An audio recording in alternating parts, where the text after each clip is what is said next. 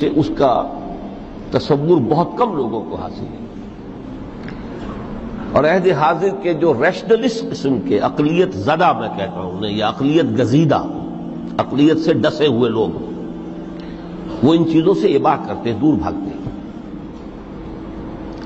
ہماری پہلی تخلیق ہوئی تھی عالم ارواح میں، الارواح جنود مجندہ، لشکروں کے لشکر تھے۔ آدم سے لے کر آخری انسان جو دنیا میں پیدا ہوگا قیامت تک، سب کی ارواح عالم ارواح میں پیدا کر دی گئی۔ وہاں عہد لیا گیا، الست بربکم قالوا بلا، کیا میں تمہارا رب نہیں ہوں، مالک نہیں ہوں؟ ہم سب نے عہد کیا تھا، کیوں نہیں؟ شہیدنا، ہم گواہ، یہ عہد الست۔ اور ظاہر بات ہے کہ عہد جو ہوتا ہے، جب تک انسان کو اپنی ذات کا شعور نہ ہو، خود شعوری نہ ہو، آپ دنیا میں معاہدہ کرتے ہیں تو کہتے ہیں کہ بقائمی ہوش و حواس میں یہ عہد کر رہا ہوں، معاہدہ کر رہا ہوں، تو ظاہر بات ہے کہ اس وقت ہم تھے اور ہوش و حواس کے ساتھ تھے، خود شعوری کے ساتھ تھے، لیکن صرف ارواح تھی، جسد نہیں تھے۔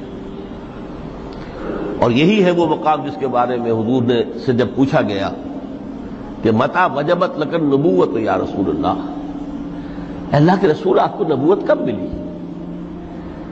تو آپ نے فرمایا والآدم بین الماء والطین، ابھی آدم کا حیولہ جو ہے ابھی گارا گوندھ ہی رہا تھا، پانی اور گارے کے درمیان ہی تھے آدم، کہ میں اس وقت بھی نبی تھا۔ عالم خلق کا ابھی آغاز نہیں ہوا، ابھی عالم ارواح میں بھی جو تمام ارواح ہیں وہ اپنی امتیازی شان کے ساتھ ہیں۔ روح محمدی صلی اللہ علیہ وسلم، جس سے اگر نور محمدی کہیں تو غلط نہیں ہے، اس لیے کہ ارواح کا جو مادہ تخلیق ہے وہ نور ہے، جیسے فرشتوں کا مادہ تخلیق نور ہے۔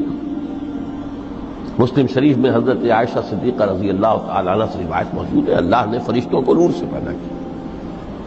روح، فرشتے روح ہیں، ارواح ہیں، روح القدس، روح الامین، اور ارواح انسانیہ بھی روح ہے، یہ سب ان کا مادہ تخلیق نور ہے۔ اس وقت ہم پیدا کیے گئے، صرف ارواح کی شکل میں ہم سے عہد لیا گیا اور پھر سلا دیا گیا۔ یہ پہلی موت تھی جو ہم پر وارد ہوئی ہے اس دنیا میں آنے سے پہلے، اس لیے کہ سورہ مومن کی ایک آیت میں فرمایا گیا ہے کہ جہنم میں لوگ جو ہیں فریاد کریں گے، ربنا امتنا اثنتین واحییتنا اثنتین فاعترفنا بذنوبنا فهل الى خروج من سبیل، اے اللہ تو نے ہمیں 2 مرتبہ مارا، 2 مرتبہ زندہ کیا، تو اب ایک مرتبہ اور صحیح، کیا یہاں سے نکلنے کا بھی کوئی راستہ ہے کہ نہیں؟ اتنے مراحل سے تو ہمیں لے کر آیا ہے، ایک مرحلہ اور سی۔ تو یہ 2 موتیں کون سی ہیں؟ پہلی موت وہ تھی جب ارواح کو موت کی نیند سلا دیا گیا۔ پھر عالم خلق، جسے آج سائنٹسٹ کہتے ہیں، جس کا نقطۂ آغاز ہے بگ بینگ، عالم ارواح اس سے پہلے کی شے ہے، اس تک سائنس نہیں پہنچ سکتی، وہ سائنس سے ماوراء ہے، لیکن جہاں سے سائنس شروع ہوتی ہے وہ عالم خلق کا آغاز ہے، بگ بینگ سے۔ وہ پھر مختلف مراحل، تنزل کے مراحل بھی آئے، ارتقاء کا مرحلہ بھی آیا، تفصیل میں جانے کا موقع نہیں ہے۔ بہت سے تنزلات کے مراحل اور بہت سے ارتقاء کے مراحل طے کر کے آدم تیار ہوا ہے۔ حضرت بیدل نے رحمت اللہ علیہ بہت خوبصورت شعر کہا ہے، ہر 2 عالم خاک شد تا بست نقش آدمی، اے بہار نیستی از قدر خود ہوشیار باش۔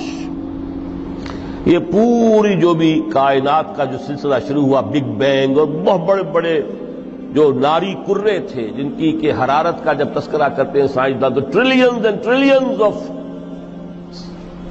فارن ہائٹ، یہ ان کی اس وقت اس کی جو حرارت کا عالم تھا، لیکن پھر وہ ٹھنڈے ہوئے، کچھ اس میں سے کوئی، پھر خاک کی تہ جو ہے زمین کے اس کرے پر آئی، ہر 2 عالم خاک شد، یہاں سے اب آدم کا حیولہ تیار ہوا، تا بست نقش آدمی، اس کے بعد ارتقائی مراحل ہیں، اور پھر آدم کی وہ روح جو کولڈ سٹوریج میں تھی جب وہ لا کر پھونکی گئی ہے، جسد آدم جو ہے وہ مسجود نہیں تھا، مسجود تو تب بنا ہے جبکہ اس میں روح آدم وہ لا کر پھونک دی گئی۔ فَإِذَا سَوَّيْتُهُ وَنَفَخْتُ فِيهِ مِن رُوحِي فَقَعُوا لَهُ سَاجِدِينَ۔ یہاں سے حیات دنیاوی کا آغاز ہو گیا۔ پھر وہ سلسلہ تناسل ہے، آدم اور حوا کی نسل میں سے ہر بچہ 4 ماہ کے بعد جب اس کا ایک حیولہ رحم مادر میں تیار ہو جاتا ہے، حدیث ہے متفق علیہ عبداللہ ابن مسعود سے رضی اللہ تعالی عنہ، اور جس کے اندر آغاز میں وہ کہتے ہیں کہ حضور نے ہمیں یہ بتایا وَهُوَ الصادق المصدوق، دیکھنا تم کا اس شک میں نہ پڑ جانا، محمد کون ہے؟ الصادق المصدوق، جو سچے ہیں، جن کی سچائی کی اللہ گواہی دیتا ہے کہ رحم مادر میں 40 دن تم نطفے کی شکل میں ہوتے ہو، پھر 40 دن علقہ کی شکل میں ہوتے ہو، پھر 40 دن تو مضغہ کی شکل میں ہوتے ہو، پھر اللہ تعالیٰ فرشتے کو بھیجتا ہے جو اس میں روح پھونکتا ہے۔ وہی عمل جو آدم کے جسد حیولہ کے ساتھ ہوا تھا، ہر ابن آدم اور بنت آدم کے لیے وہی عمل ہے کہ جو رحم مادر میں 4 مہینے کے بعد دہرایا جاتا ہے۔ یہاں سے حیات دنیاوی شروع ہوئی، پھر موت، یہ دوسری موت ہے۔ اب پہلی موت تو وہ تھی، لیکن دوسری موت یہاں سیپریشن ہو جائے گی۔ جو زمین سے آیا تھا تخلیقی مادہ، وہ جسم میں زمین میں گیا، گل سڑ کر ختم ہوا۔ جو وہاں سے روح آئی تھی وہ اس زمینی وجود کا جو لب لباب ہے، جان، نفس، اس کو لے کر اپنے ساتھ، اور وہ جائے گی عالم بالا۔ پھر یہ ایک وقفہ ہے، پھر بعث بعد الموت ہے۔ تو احیا بھی 2 ہو گئے، ایک مرتبہ پہلی موت کے بعد زندہ کیا اس عالم میں، آنکھ کھلی اس عالم میں ہماری، یہ پہلا احیا تھا۔ کیف تکفرون باللہ وکنتم امواتا فاحیاکم ثم یمیتکم ثم یحییکم ثم الیہ ترجعون۔ دوسرا احیا وہ ہوگا قیامت کے دن، بعث بعد الموت، اور پھر اس کے بعد وہ زندگی ابدی زندگی ہے، ہمیشہ کی۔ یہ تصور سامنے رکھیے۔ تو یہ جو تھوڑا سا وقفہ، یہ تو زندگی بہت طویل ہے، تو اسے پیمانہ امروز و فردا سے نناب جاویداں پہم دماں ہر دم جواں ہے زندگی۔ اس میں یہ وقفہ جو ہے، خلق الموت والحیات لیبلوکم ایکم احسن عملا، یہ اس جسد کے ساتھ اس روح کا اتصال، اور یہ 30 40 50 60 70 80 100 برس کی عمر، یہ ایک وقفہ ہے، یہ امتحانی وقفہ ہے، تمہیں جانچا جا رہا ہے، پرکھا جا رہا ہے۔ ایکم احسن عملا۔